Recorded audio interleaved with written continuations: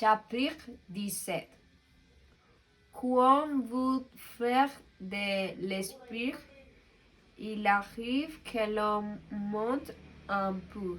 Je n'ai pas été très honnête et vous parlons d'allumer des réverbères. Je risque de donner une fausse idée de notre planète à ceux qui ne la connaissent pas. Les hommes occupent très peu de place sur la Terre.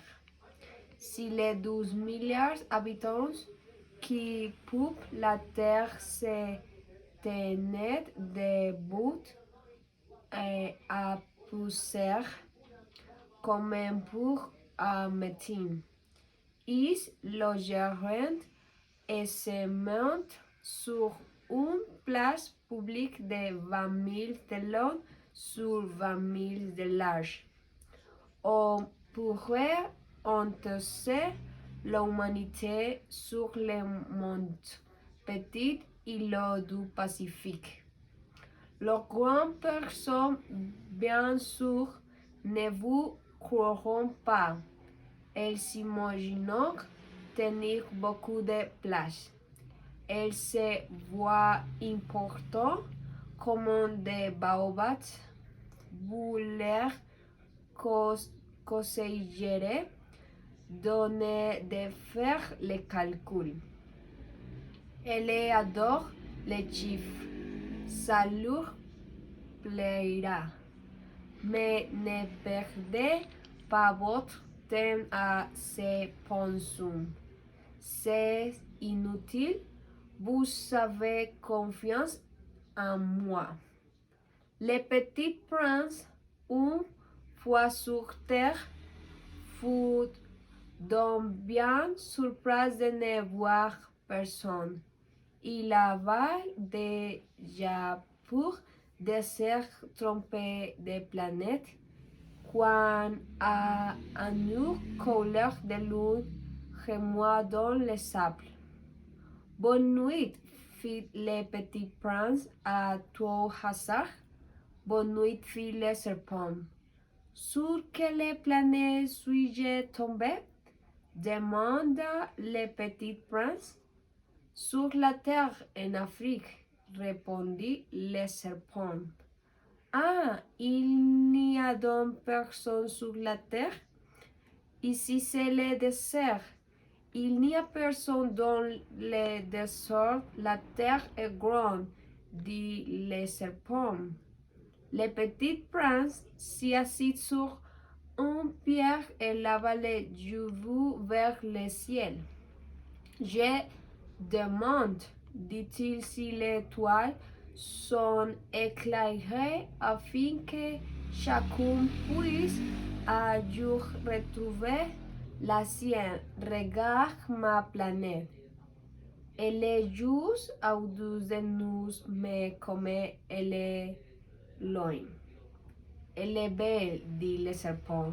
Que viens-tu faire ici? J'ai des difficultés avec une fleur, dit le petit prince. Ah, fit le serpent, est-il cette ronde? Où sont les monstres? Reprit enfin le petit prince. On est à plus seul dans le désert.